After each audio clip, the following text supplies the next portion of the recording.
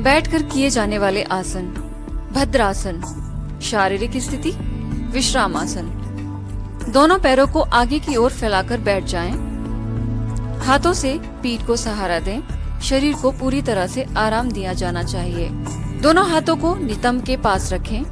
हथेलियां जमीन पर होनी चाहिए। यह स्थिति दंडासन कहलाती है। अब दोनों पैरों के तलवों को पास पास ले आएं। श्वास बाहर छोड़ते हुए पैरों की उंगलियों को हाथों से पकड़कर ढक दें। श्वास भरते हुए एड़ियों को मूलाधार क्षेत्र के जितना नजदीक हो सके ले आएं। यदि आपकी जंघाएं जमीन से नहीं लगी हुई हैं, तो सहारे के लिए घुटनों के नीचे एक मुलायम तकिया रखना चाहिए। इस अवस्था में 10 से 30 सेकंड तक रुकें तथा सामान्य रूप से श्वास लेते रहें। लाभ। भद्रासन का अभ्यास शरीर को दृढ़ रखता है और मस्तिष्क को स्थिरता प्रदान करता है।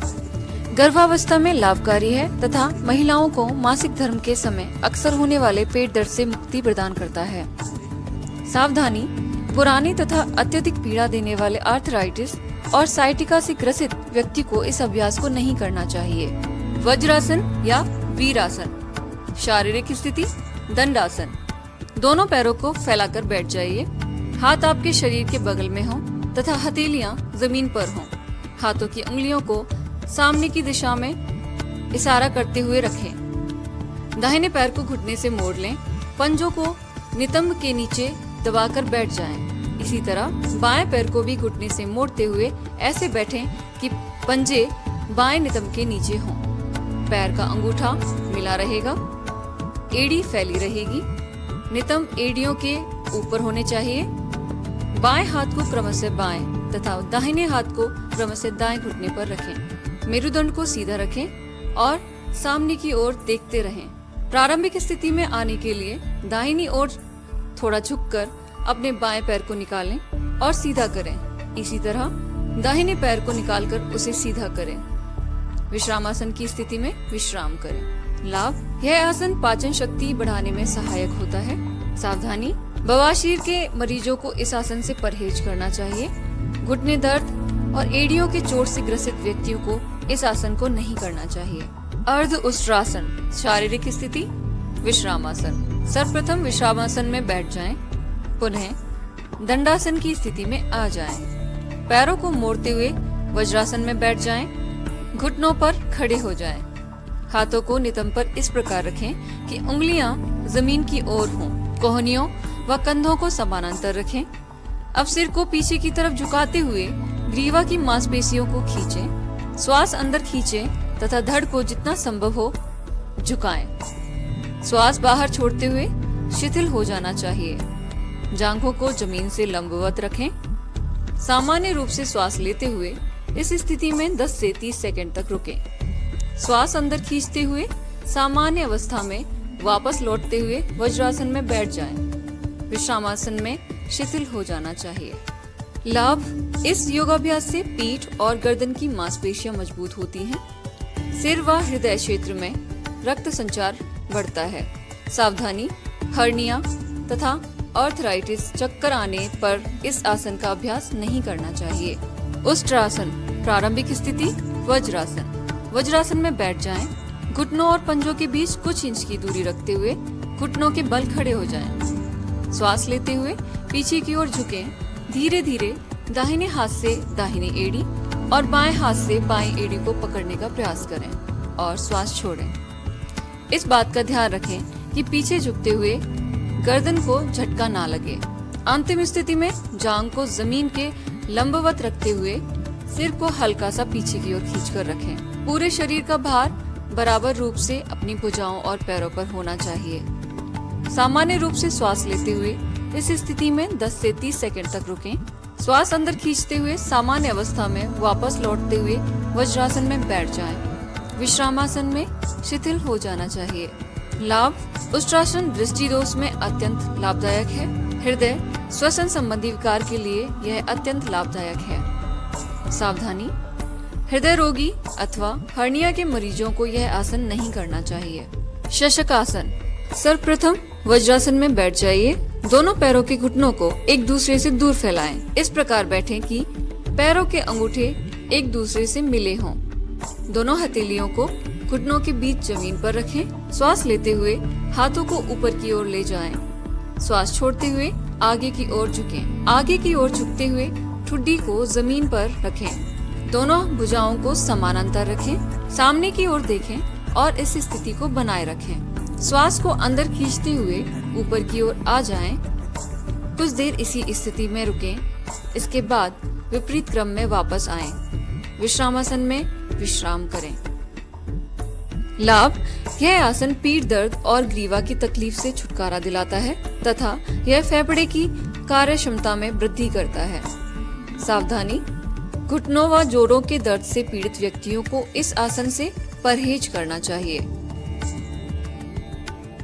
उत्तान मंडूकासन।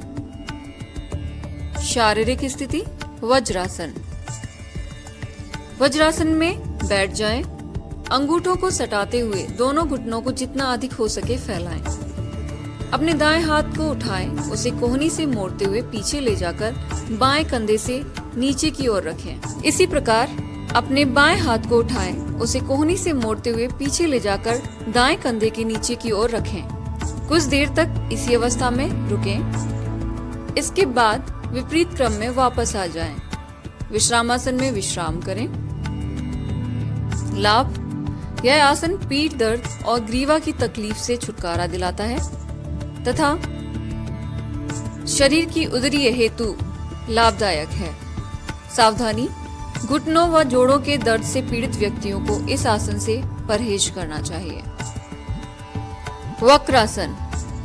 शारीरिक स्थिति: दंडासन। दाएं पैर को मोड़ें और दाएं पैर को बाएं घुटने के पास रखें। बाएं हाथ को दाएं घुटने के ऊपर से लाएं और दाहिने बड़े पैर के अंगूठे को पकड़ें या हथेली को दाहिने पैर के पास रखें। दाहिना हाथ पीछे ले जाएं और पीठ सीधी रखते हुए हथेलियां जमीन पर रखें। श्वास छोड़ते हुए शरीर को दाहिनी ओर मोड़ें। सामान्य श्वास के साथ 10 से 30 सेकंड तक इस आसन में बने रहें और विश्राम करें।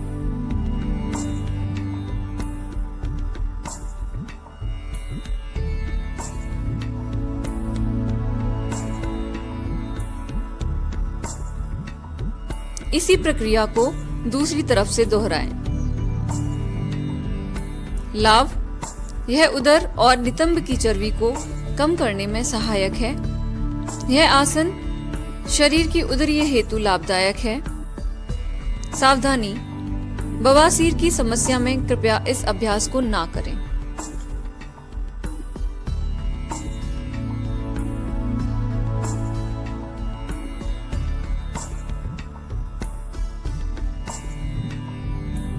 उदर के बल लेटकर किए जाने वाले आसन। मकर आसन। शारीरिक स्थिति: अधोमुख लेटकर शिथिल स्थिति। सर्वप्रथम उदर के बल लेट जाएं। पैरों को एक दूसरे से दूर फैलाकर पंजों को बाहर की ओर रखें। दोनों हाथों को मोड़ते हुए बाएं हथेली पर दाएं हथेली रखें। तत्पश्चात सिर को दाएं एवं बाएं दिशा में अपने हाथों पर रखें। आंखें धीरे धीरे बंद कर लें। पूरे शरीर को शिथिल होने दें। यह स्थिति मकर आसन कहलाती है। सभी प्रकार के आसनों के पश्चात शिथिलीकरण के लिए इस आसन का अभ्यास किया जाता है। लाभ: पूरे शरीर को शिथिल करने में लाभदायक है। तनाव व चिंता से संबंधित समस्याओं के नियंत्रण में लाभदायक है। सावधानी: गर्भावस्था तथा कंधों की जकड़न में इस आसन का अभ्यास नहीं करना चाहिए। भुजंगासन। शारीरिक स्थिति: मकर आसन। सर्वप्रथम पेट के बल लेट जाएं और मकर आसन में आ जाएं। हाथों को खींचकर रखते हुए ललाट को जमीन पर टिका दें। अब हाथों को शरीर के ठीक बगल में ऐसा रखें कि हथेलियां और कोहनियां जमीन पर टिकी रहें। बिना हाथों की स्थिति में कोई परिवर्तन लाए धीरे धीरे श्वास अंदर लेते हुए सिर और छाती को नाभि क्षेत्र तक ऊपर उठाएं। कुछ समय तक इस स्थिति में आराम से रहें। इस अभ्यास को सरल भुजंगासन कहा जाता है। पुनः वापस लौटते हुए ललाट को जमीन पर टिकाएं। हथेलियों को वक्ष के बगल में रखें और कोहनियां ऊपर की ओर उठी हुई होनी चाहिए। धीरे धीरे श्वास भरते हुए सिर और छाती को नाभि क्षेत्र तक ऊपर उठाएं। दोनों कोहनियों को समानांतर रखें और 10 से 30 सेकंड तक सामान्य श्वास प्रश्वास के साथ इस स्थिति में बने रहें। इस अभ्यास को भुजंगासन कहा जाता है। पुनः श्वास को बाहर छोड़ते हुए ललाट को जमीन पर शिथिल होने दें और मकरासन की स्थिति में विश्राम करें। लाभ: तनाव को कम करता है, उदर की अतिरिक्त वसा को घटाता है। सावधानी: जिन लोगों की उदर संबंधी सर्जरी हुई है उन्हें 2 से 3 महीने तक इस आसन को नहीं करना चाहिए। जो लोग हर्निया, अल्सर आदि से पीड़ित हों उन्हें इस आसन का अभ्यास नहीं करना चाहिए। शलभासन स्थिति: मकरासन। सर्वप्रथम मकरासन की स्थिति में लेट जाएं। ठुड्डी को पृथ्वी पर टिकाकर दोनों हाथों को शरीर के बगल में रखें। ध्यान रखें हथेलियां नीचे की ओर होनी चाहिए। श्वास अंदर खींचें। घुटनों को मोड़े बिना पैरों को जमीन से जितना हो सके ऊपर उठाएं। हाथों को इस तरह दबाएं कि शरीर जमीन से आसानी से ऊपर उठ सके। इस स्थिति में 10 से 30 सेकंड तक रहें और सामान्य रूप से श्वास लेते रहें। श्वास बाहर छोड़ते हुए पैरों को जमीन पर वापस लाएं। कुछ समय के लिए मकरासन की स्थिति में विश्राम करें। लाभ: साइटिका तथा पीठ के निचले हिस्से के पीड़ा निवारण में सहायता प्रदान करता है। उदर के अंगों को लाभ पहुंचाता है। फेफड़ों की कार्यक्षमता बढ़ाने में सहायक है। सावधानी: पीठ के निचले हिस्से में अधिक दर्द होने पर सावधानी पूर्वक अभ्यास करना चाहिए। उच्च रक्तचाप, पैप्टिक अल्सर एवं हर्निया रोग से पीड़ित व्यक्ति इस अभ्यास को नहीं करें।